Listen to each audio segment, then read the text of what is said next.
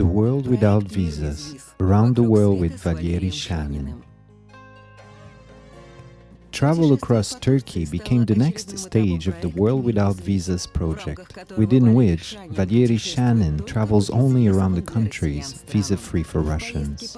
On the travel across Turkey and northern Cyprus, his fellow travelers were Mainur Klemantieva from the island of Sakhalin, Mikhail Ivanov from Alma-Ata, and Marina Osipova from Kaluga.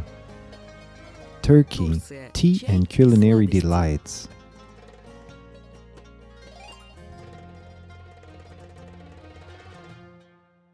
Our travel commenced in Istanbul. The biggest and the busiest airports of Turkey are situated here. It is easier, cheaper, and more convenient to fly to this city from Moscow. Istanbul is a city with a 1,000-year-old history, the city of palaces, mosques, parks, fountains, eastern markets, and bustling streets. The bridge connects Sultanakhmet's region with the region of Galatian, which is on the opposite side of the Golden Horn Gulf. Fishermen have been stationed here permanently since long time ago. The fish is sold directly there, under the fishermen. On the ground level of the bridge, there is a long line of cafes, considered for tourists, and restaurants. Istiklyal Street comes back to life with the nightfall. There are frying kebabs directly in the show window. The sellers-acrobats are evidently enjoying the process of selling ice cream.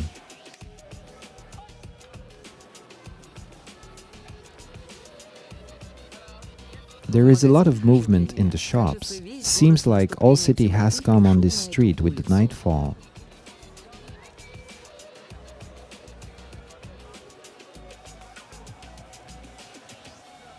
Here they have an ancient tram. It's still used for its original purpose, the transportation of passengers. But in the evenings, the tram car receives one more function. It becomes a mobile concert venue.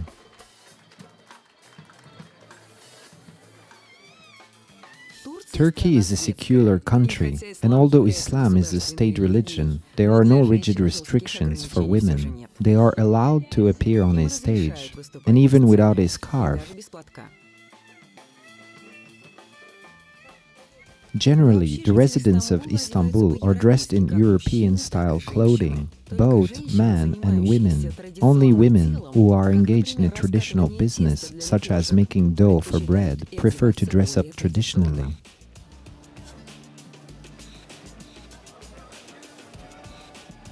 Shawarma is grilled not in tents or kiosks, but directly there on the sidewalk, nearly under the feet of passers-by. Inadvertently, one can lean on it or bedraggle one's suit or burn oneself. This is definitely East. There is no time to yawn here. Something always happens and it is necessary to react timely. The shops are full, the doors are wide open, the goods are laid across open show windows without any fear that it can be stolen.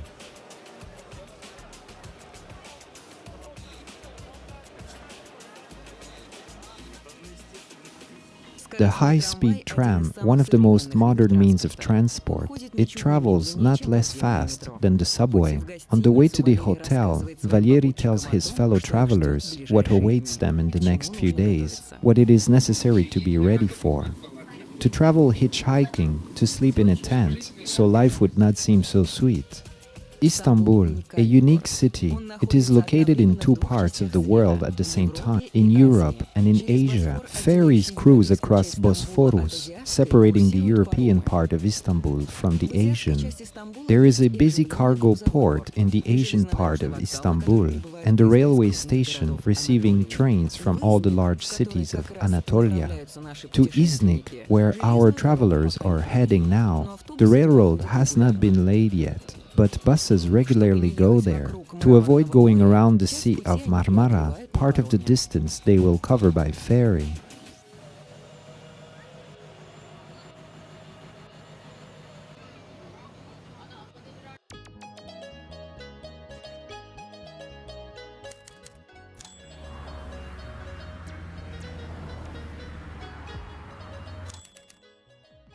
Valery warned his travelers' companions that it will be necessary to sleep in tents. Turns out he tricked them. They spent their first night directly under the open sky.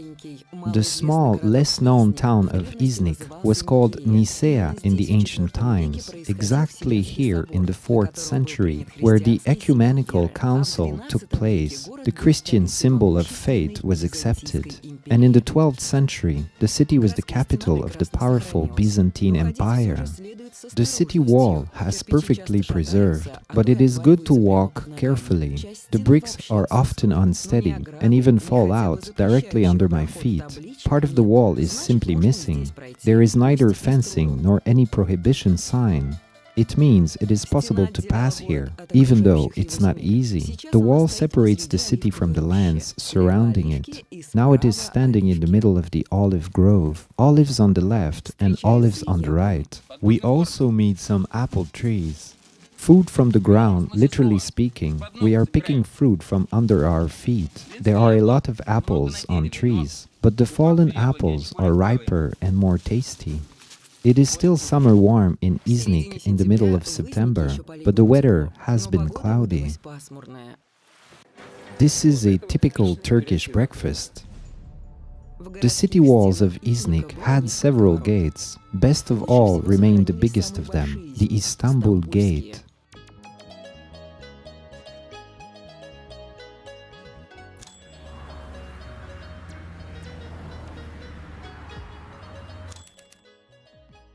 The travelers left on a minibus to Bursa. The bus station, just as in the majority of large cities in Turkey, is in the suburbs. It is necessary to take a bus to the city center. We are going to a steam bath in the city of Bursa. We have big hopes for that steam bath, as shower is with cold water only. Everyone is on tiptoes. Bursa, the homeland of the Ottoman Empire. Many ancient mosques have remained here. A person can pay a visit only when he is pure, both in mind and in body. The Grand Mosque, or in Turkish, Ulu Cami, is in the center of the old town. The building constructed in the 14th century became the example of mosque construction around the country. There is everything here as to what has to be in the places of prayer of Muslims. The niche in the wall, decorated with 2 columns, and the arch points in the direction of Mecca. The floor is laid with a carpet, the walls with the arched windows that bring a lot of light inside and are decorated with the quotes executed in calligraphic handwriting.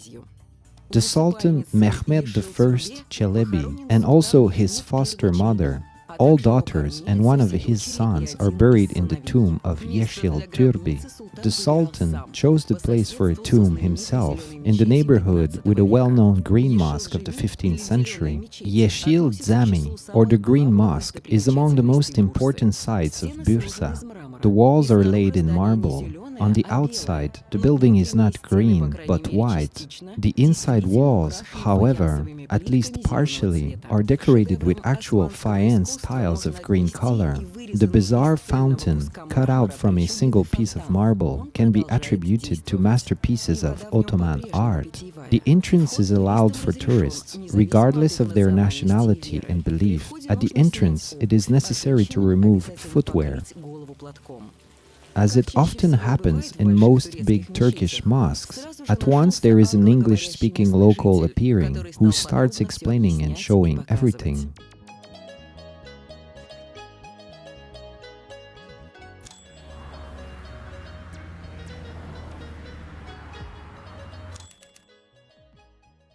We arrived to Kütahya late at night. We decided not to go downtown in the darkness and set a tent in a field near the bus station.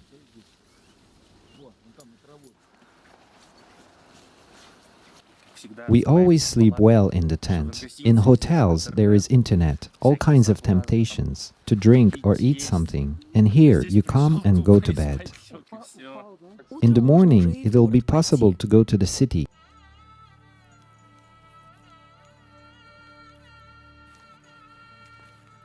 and have breakfast there. Mercimek shorba, a dense Turkish lentil cream soup. Before eating, it is necessary to squeeze out a slice of lemon into the bowl. It is more tasty this way. Kütahya, one of the most ancient cities on the territory of Turkey. At the top of the rock, towering over the center of the old town, they are the preserved fortress ruins that existed already at the time of the Romans. The bastions, the fragments of half-collapsed walls, and most importantly, the bird's eye view over the tile roofs of old buildings that build up the center of Kütahya. Also residential areas with buildings in the same type of construction. Ulu Cami, or the Great Mosque, was built in the 14th century. Then it was reconstructed several times. The best-known architect of the Ottoman Empire, Mimar Sinan, has also partaken in one of the reconstruction. Inside it, there is everything that needs to be in the typical Ottoman mosque, even the fountain with drinking water. The city of Kütahya is known to all Turkey as the production site of original ceramics. It is made here since the 14th century. Nearby, in the building of Madrasa Vadzidiye, there is one more museum, archaeological. The architectural fragments, antique statues, coins, historical documents and pots, and the star of the collection, the marble Roman sarcophagus. In the center of Kütahya, there are not so many historical sites, as it often occurs in Turkey. The central streets are occupied by shops. They are trying to surprise tourists with rather new constructions, the fountains, sculptures and souvenirs. You won't starve here too. Literally on every step of the way there are cozy cafes and small restaurants. Bakeries sell only freshly baked bread. They also offer food on the trips. On Turkish buses, passengers are offered not only drinking water, but also tea with cookies or a cake of choice.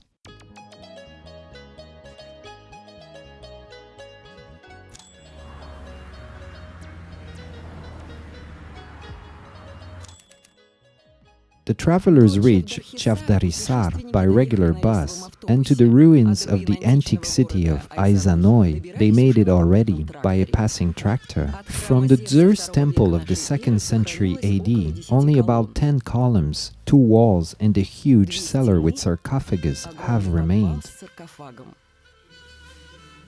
There is no roof at all. There used to be many statues in the temple, but only the statue of the ancient goddess Kibela has remained until our days. Romans could not imagine comfortable living without the possibility to frequently take a bath.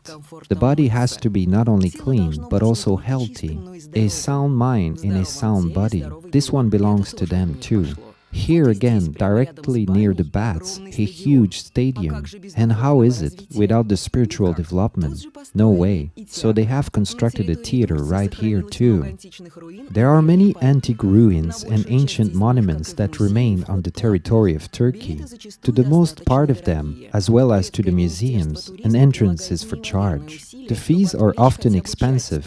The Turkish Ministry of Tourism makes incredible efforts to attract, at least, part of tourists from the beach. They actively advertise the richness of historical and cultural heritage of the country. Ayzanoy used to occupy an extensive territory. Only a small part of it is dug out. Random constructions and fragments can be seen everywhere. Directly in the middle of the village, suddenly you can come across the foundation of an antique temple, and next to it, the antique street decorated with marble columns.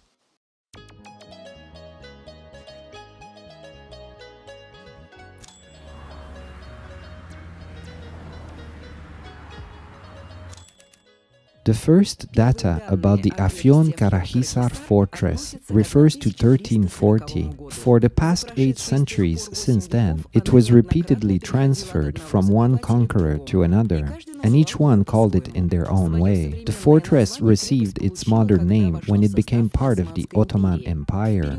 Its translation from Turkish is the Opium Black Fortress, black because it was constructed of black tufa, and Afyon is in Turkish opium. It was grown here since ancient times. They continue growing it, but now under a strict control of the authorities. Mevlana's mosque is visible from the fortress that was called in honor of Zelal-ad-Din Rumi. It was the center of Dervish monastery. The Sufi order in Turkey is forbidden, and dervishes can be seen only in museums now.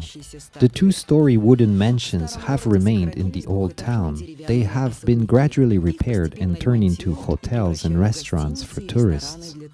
How do you like the tourist breakfast? Awesome! Perfect! It is nutritious and healthy.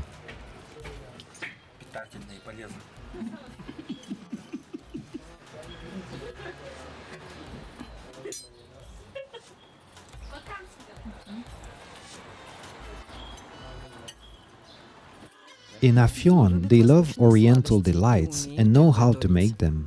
The family of Mirimoglu makes halva, lukum, candies and baklava, the quality of the highest rank and reasonable prices. How does it taste? Delicious!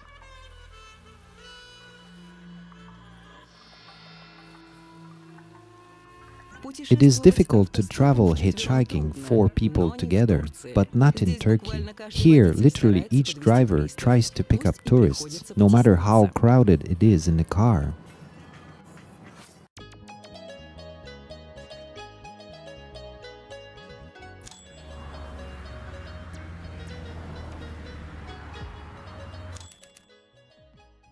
The extensive territory between Kütahya and Afyon is called the Phrygian Valley. It was part of antique Phrygia in ancient times. There used to be big cities and an uncountable number of settlements. Today they are fields and Turkish villages on their places. Everything that was constructed by Phrygians has collapsed. Only the tombs, cut out in the rocky stone, have remained until our days. And that is only because they were inside the rocks, unsuitable for living.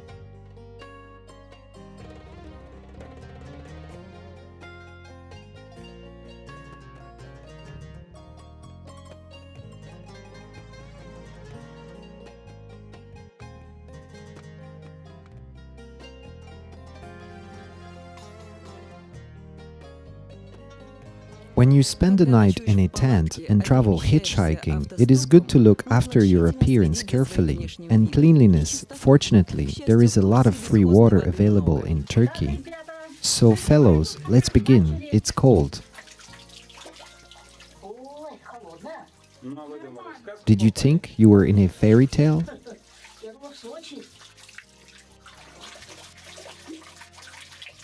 В глухих сельских районах указателей на дорогах мало. Ориентироваться тяжело. Местные жители вызываются помочь. Общаться часто приходится на пальцах, но понять друг друга обычно удается. In the deserted rural areas, there are only a few road signs. It is hard to navigate ourselves. The locals have volunteered to help. It is often needed to use body language, but it usually makes it possible to understand each other. When is it? In another 10 kilometers, we can reach it by foot. The town of Can was founded by Phrygians. The monuments to Phrygian kings and princesses were established on the central square, and in the rock in the outskirts of the town there are several remaining Phrygian tombs and the long tunnel. Look, it is at least 100 meters minimum. In Turkey, along with restaurants, there are also simple canteens. They are called lokantasi. There are only a few dishes in the menu, easy to cook and cheap.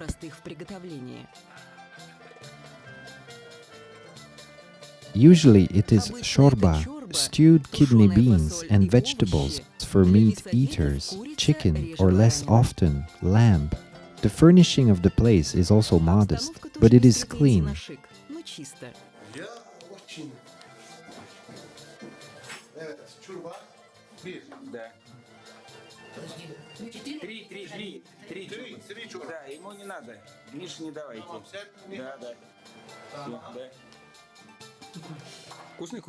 There are usually no hired personnel in such establishments.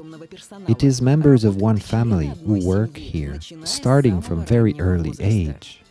There is surely tea at the end of the lunch. There is no way without it here.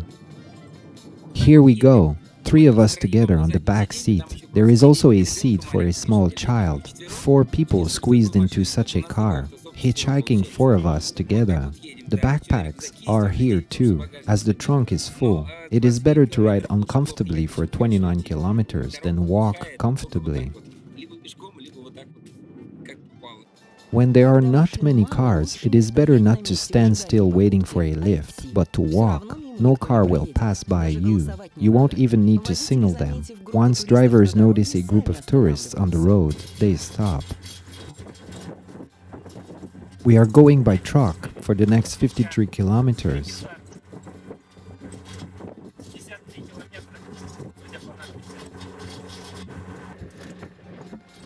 The road is absolutely empty. Judging by the sign, it is still about 13 kilometers to Balikishar village, where in the vicinity the ruins of the antique city Pesinus have remained. The places are not touristic. There are neither hotels nor restaurants. For dinner, there will be clear spring water. The tent will replace the hotel. There is neither ticket office nor security on the ruins. There is nobody here, and the gate is closed. We had to come in informally. You need to do it with all parts of the body. Even more clever.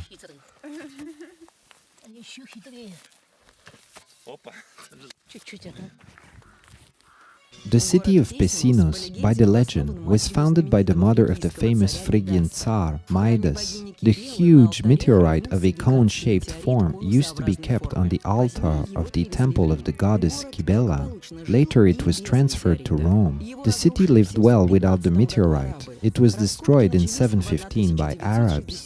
The excavations began in 1967 and still continues. They have already succeeded to dig out the foundations of several temples, some separate columns, and almost the whole amphitheater. After the travelers walked around the site and finished filming, the security guard has arrived. It appears the entrance fee to the ruins is free. Gate closes only for the night, so no fans of climbing the ruins would break their legs.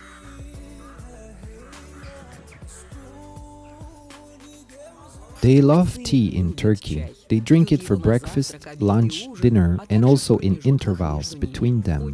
The tea places that offer nothing else than tea are very popular here. Generally, only men go to such places. It is a rare case. There was not enough space for the 4 of us. The car body is stuffed with onions and the cabin is small. We had to split. The female part of the expedition and all 4 backpacks were sent by the truck, and Valery and Mikhail continued on foot. However, not for long. We are riding on the tractor on the way to the ruins. There is no other transport here.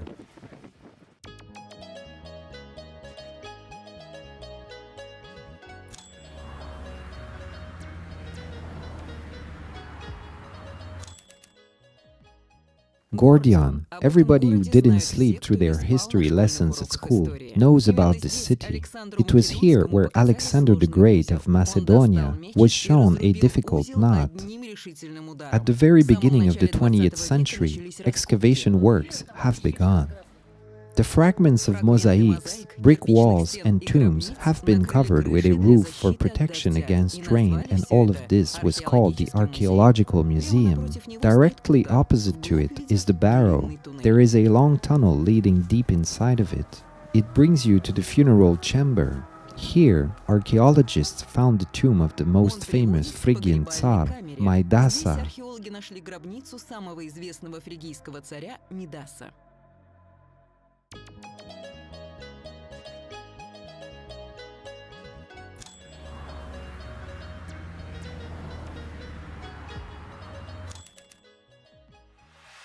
Ankara, the capital of Turkey. In the center, houses occupy all available territory, molding closely to each other on the hill slopes. The central hill occupies the oldest district of the city, the citadel Haysar, or the fortress. It is surrounded with a double ring of walls and was founded at the time of Heads. Most houses here were built at the time of the Ottoman Empire. They have been gradually restored and reconstructed as hotels and restaurants for tourists. The four-story castle, located at the highest point of the fortress, at the height of 978 meters above sea level, was constructed of the stones taken on the ruins of antique buildings. There are always tourists here, but there are especially many of them before the sunset. The Temple of Augustus and Rome is the brightest monument that remained since the times of the Roman Empire. In the 5th century AD, it was reconstructed for a Christian church, and in the 15th century for the madras at the mosque of Haji Bayram. Mustafa Kemal, life years 1881 to 1938, known as Ataturk, or the father of Turks, founded the Turkish Republic on the ruins of the Ottoman Empire in 1918. He carried out the reforms aiming for democratization and Europeanization of the country. The monuments to Ataturk are in every Turkish city. Some streets and squares are named after him. The mausoleum was built in the period from 1944 to 1953. The result was the grandiose architectural complex that covers 750,000 square meters together with its surrounding park. Every year, about 3 million people come here. Ежегодно сюда приходит около 3 миллионов человек.